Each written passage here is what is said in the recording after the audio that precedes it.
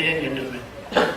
At the outset, I must convey my sincere thanks to Mr. Narayanan and his team to give me this opportunity to be over here, because the topic which we are going to discuss in the sessions to come and in the present session also is the demand of time.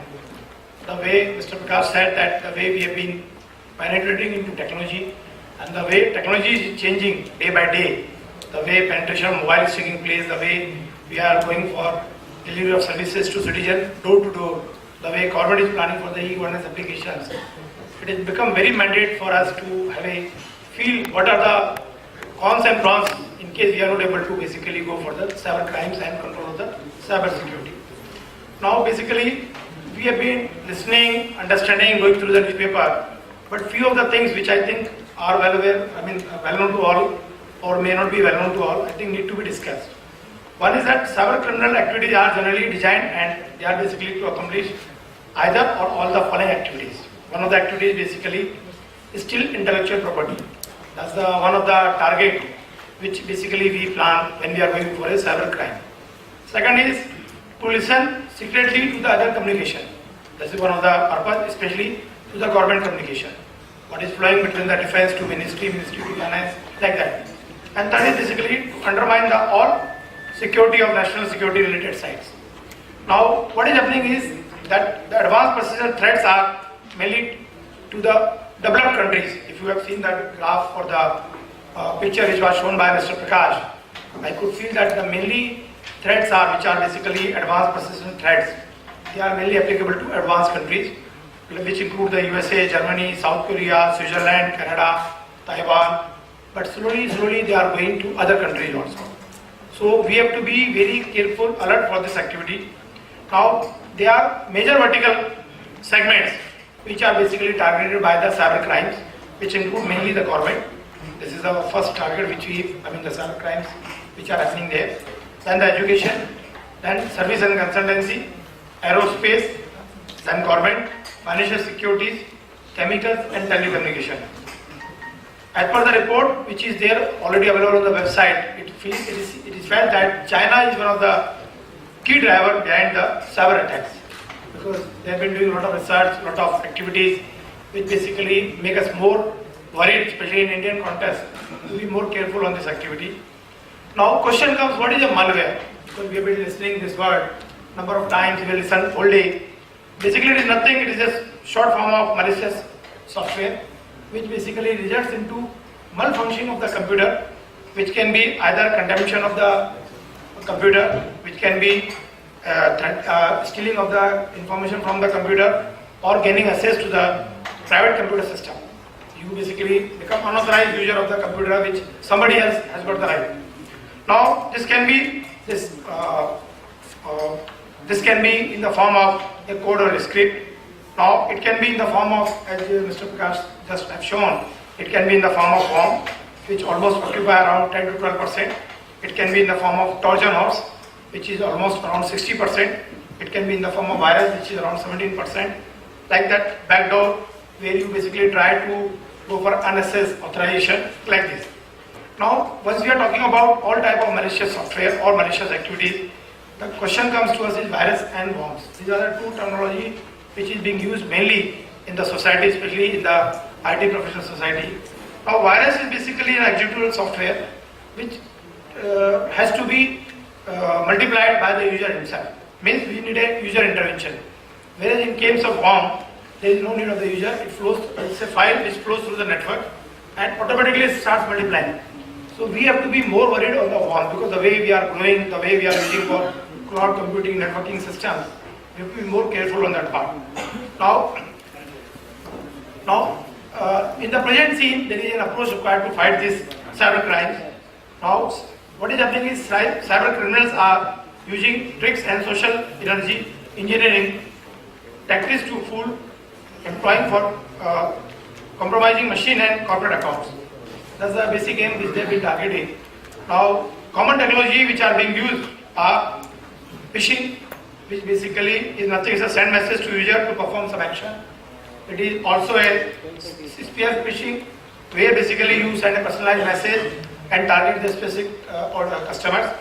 And the third and the most important is the watering hole attacks, where basically you make a legitimate website and there is a group who is operating that, and basically they attract you to go to that website.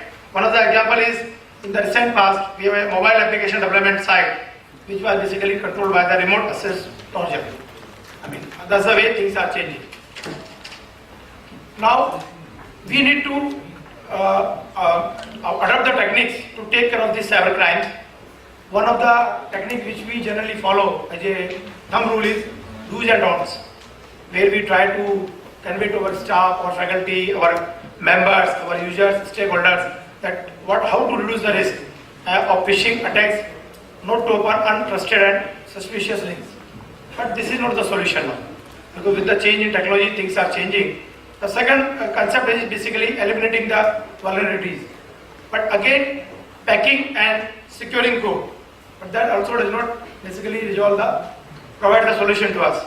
In the recent attacks, word attack documents were attacked and were sent to victim in spear polishing emails. Microsoft provided patch also in 2012. Now basically it is becoming very difficult to keep on uploading the patches. And even as you said that in XP now we will not have a patch also. So we have to take care of that part basically. So you have to work out a system. Now that's the reason we have even come to a concept of going for a secure application by design. That's a new concept which is coming up. So you build the security parameter itself in the application which you are going to design.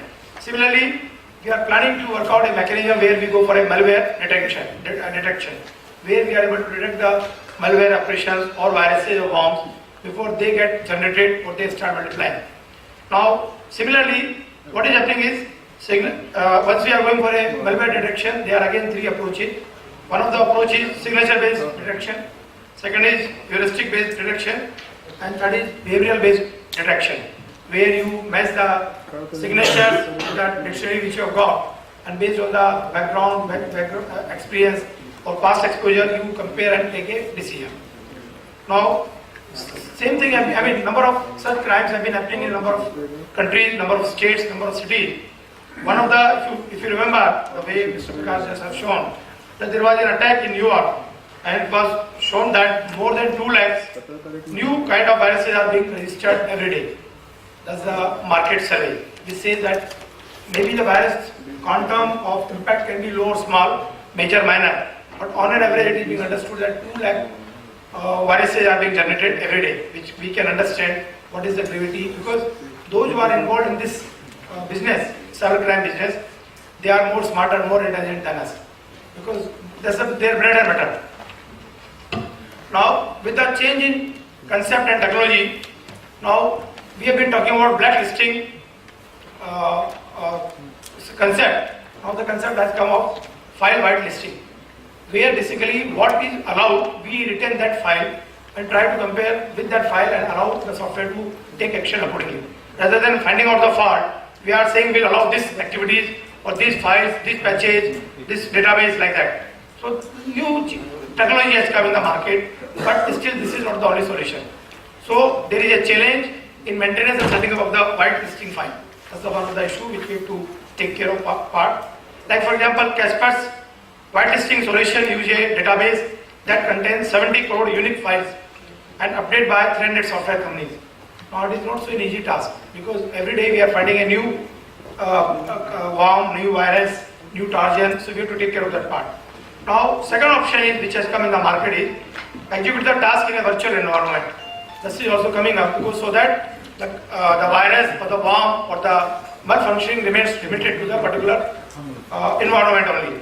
But also this is again challenge, because challenge is application are designed to become interoperable, because we have been talking about that software has to be interoperable. So if we are going for a virtual environment, then we land into other issue of interoperability. Example is cut and paste. You cut somewhere, you paste somewhere, it becomes a problem for us. So we need a solution which is not dependent on end user, which is not dependent on patch availability, which is not dependent on malware detection, easy to implement and maintain, accessible throughout the enterprise solution. I think this is what we have to discuss, this is what the solution we need to take care of these activities.